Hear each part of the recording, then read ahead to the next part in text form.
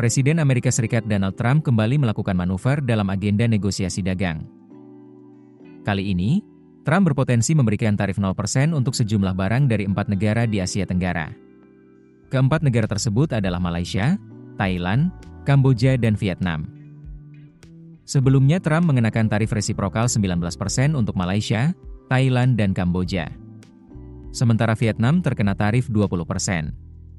Kebijakan tarif itu diatur dalam Perintah Eksekutif 14346 tanggal 5 September 2025. Namun pada Minggu, 26 Oktober 2025, lalu, White House menyampaikan bahwa pemerintah AS akan mengidentifikasi produk-produk dari daftar yang tercantum dalam lampiran 3 Perintah Eksekutif 14346. Hal ini terkait dengan potensi penyesuaian tarif bagi mitra sejajar untuk menerima tarif resiprokal 0%.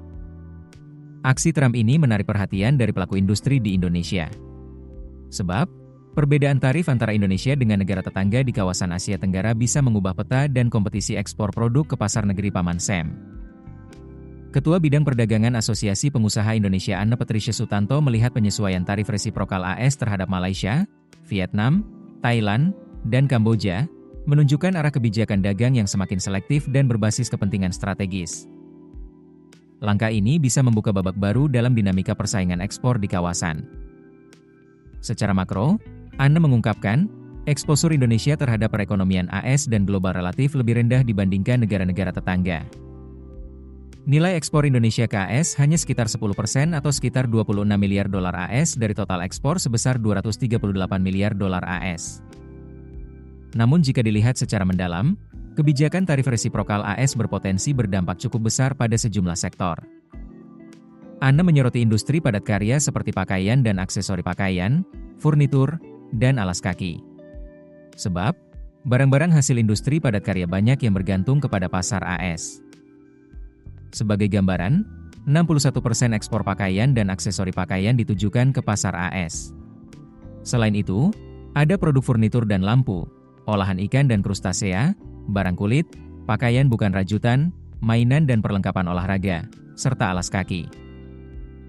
Anne mengingatkan ada potensi tekanan kompetitif yang perlu diantisipasi dengan negara pesaing seperti Vietnam dan Kamboja.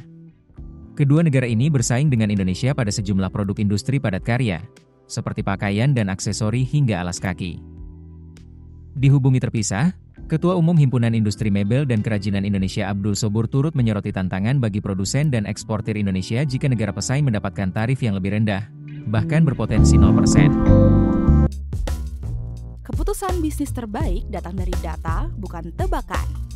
Mudah berlangganan Business Insight dengan subscribe with Google.